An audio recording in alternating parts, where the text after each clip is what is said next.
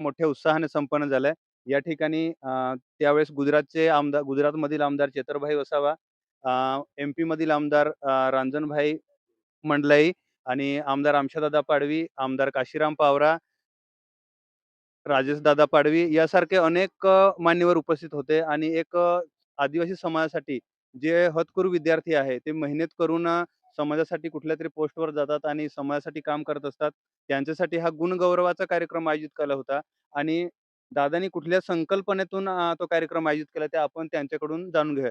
दादा, तुम्ही जो कार्यक्रम आयोजित केला होता आदिवासी समाज गुणगौरवासाठी, तो एक चांगला उपक्रम आहे. तुमच्या डोक्यात कसं काय हा कार्यक्रम आला, की आपण महाराष्ट्र, गुजरात आणि एम-पीमधील जी होतकरू विद्यार्थी आहे, जेणेकरून ते समाजासाठी काहीतरी काम करेल आणि समाजाला पुढे घेऊन जाण्यासाठी आपले योगदान देणार, यासाठी तुम्ही कार्यक्रम आयोजित केला होता.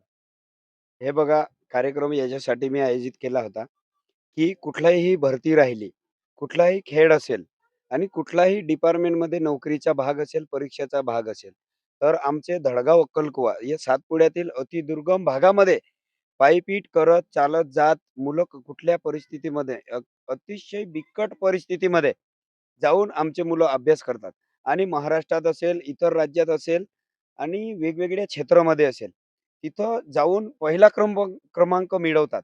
यावर्षी देखील आमचे संपूर्ण धडगाव तालुक्यामध्ये आमचे आदिवासी समाजातील 65 आदिवासी मुलं एम-बी-बी-एसला गेले. त्याच्यानंतर 39 मुलं वनरक्षक झाले. त्याच्यानंतर 40 मुलं पोलीस झाले. त्याच्यानंतर वेगवेगळ्या खेळामध्ये खूप मोठ्या-मोठ्या पदावर गेले. यासाठी मी तिघे राज्यांच्या आमदार साहेबांना, जे समाजाचे चांगलं काम करत असतात, त्यांना बोलवण्याचा उद्देश असा होता, की आमचं बळवानी जिल्हा आणि गुजरात ढेड्यापाडा हे आमचं जवळीक एकमेकांचं आमचं रिलेशनशिप खूप जवळून नातं आहे.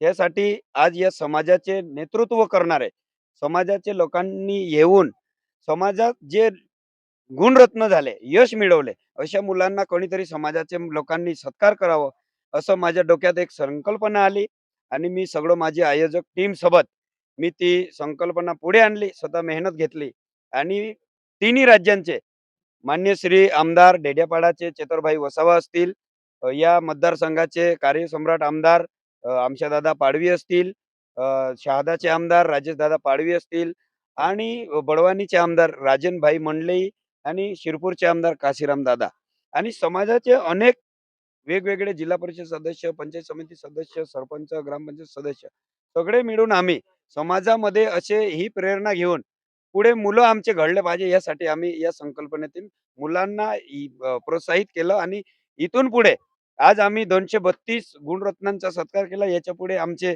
दडगाव, अक्कलकुवामध्ये नसतील तर बळवानी आणि धुळे, गुजरात आणि नंदुरबार या तिन्ही राज्यातील जिल्ह्यांचे जे मुलं ट्रायबल क्षेत्रामध्ये अभ्यास करतात, हे हजारोच्या संख्येने जावं याच्यासाठी आम्ही हा मेळावा आयोजित केला होता. तुम्ही दरवर्षी हा कार्यक्रम आता आयोजित करणार आहे का?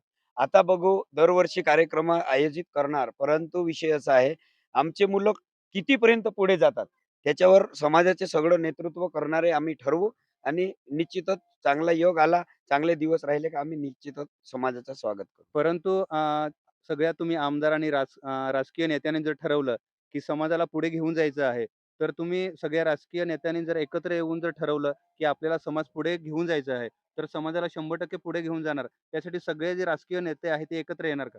त्यासाठी मी सगळ्यात पहिला माझा संकल्प हा हा होता, की या क्षेत्रामध्ये आम्ही राजकारण न करता समाजासाठी एकत्र यावं. यासाठी माझ्या डोक्यात पहिल्यापासून संकल्पना होती. हा कार्यक्रम कुठल्याही राजकीय दिशेने वळू नये. तुम्ही दिवसभर पाहिला, कुठलाही राजकीय आम्ही पुढे आणलं नाही.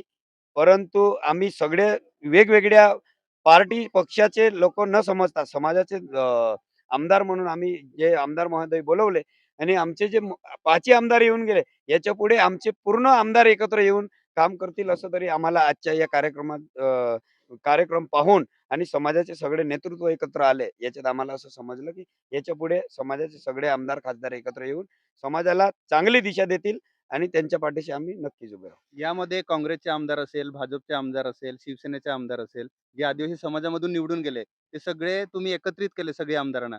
पुढे सुद्धा तुम्ही समाजाच्या कार्यासाठी किंवा समाजाला वेगवेगळी दिशा, चांगली दिशा देण्यासाठी सगळ्यांना याच पद्धतीने एकत्र ठेवणार का? हे बघा, एक मी कमेंट बघितली सकाळी, की चंदू भैयाला बोलवलं आणि केसी पाडवी साहेब, गवाल साहेबांना का नाही बोलवलं? असं काहींनी कमेंट केली. मी त्याच्यावर सांगतो, की काँग्रेस असेल, राष्ट्रवादी असेल, बी असेल, का शिवसेना असेल, का मनसे असेल, पार्टीचं इथं घेणं-देणं नाही. आम्ही स्पष्ट नाव दिलं आदिवासी गुणरत्नांचा सन्मान सोहळा. आम्ही काही लोकांचा भ्रम आहे, की इथं काँग्रेसचे आमदार आले नाही किंवा जिल्ह्याचे खासदार आले नाही. त्याचा विषय असा होता, आम्ही त्यांच्या घरी जाऊन वेळ घेतला. त्यांना विचारलं, "तुम्ही या कार्यक्रमाला येणार असेल, तर आम्ही तुमचं पत्रिकेत नाव टाकू." त्यांनी स्पष्ट नाकारलं, की "आम्हाला या तारखेला जमणार नाही. आम्ही पुढच्या वेळेस नक्की समाजासाठी एकत्र येऊ, परंतु आमचं नाव टाकू नका आणि याच्यापुढे तुम्हाला जी समाजाची मदत लागेल ती आम्ही करू आणि सहकार्य करू. आम्ही समाजासोबत आहे. परंतु या कार्यक्रमाला येणं आमचं शक्य नाही." असं देखील आम्हाला सांगितलं.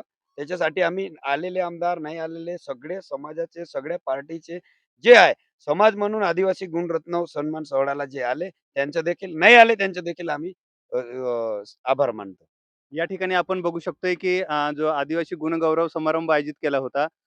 तो मोठ्या संख्येने या ठिकाणी लोकं एकत्र झाले होते. जी आदिवासी समाजातील होतकरू मुलं आहेत, ती कुठेतरी चांगल्या पोस्टवर जाऊन समाजासाठी चांगले योगदान देत आहे आणि त्यांना प्रोत्साहन देण्यासाठी जो कार्यक्रम आयोजित केला होता, तो उत्साहात संपन्न झाला आहे आणि या ठिकाणी सगळ्या पॉलिटिक्समधील जे नेते होते, ते आपण कार्यक्रमामध्ये उपस्थित होते आणि याच पद्धतीने जे आयोजक होते त्यांचं म्हणणं आहे, की पुढे सुद्धा आम्ही सगळ्यांना एकत्र घेणार आहे. एकत्र विचार मंथन करून आम्ही हा कार्यक्रम पुढे चालू ठेवायचे काय करणार ते एकत्रित येऊन आम्ही संभाषण करणार आहे. त्यानंतर आम्ही सांगणार आहे, की कार्यक्रम पुढे एकत्रित ठेवणार आहे, की हा कार्यक्रम पुढच्या वर्षी होणार का नाही? ते नक्कीच आपल्याला लवकरात लवकर जे आपले पॉलिटिक्स आहे, राजकीय नेते आहे, ते ठरवणार, की आदिवासी गुणगौरव हा पुढच्या वर्षी होणार का नाही? तो आपल्याला जे राजकीय नेते आहेत त्यांच्याकडून काही दिवसानंतर आपल्याला कळेलच, की हा कार्यक्रम पुढे होणार आहे की नाही. धन्यवाद. लोकसेवा न्यूज 24 तास. मी नववेश गावित.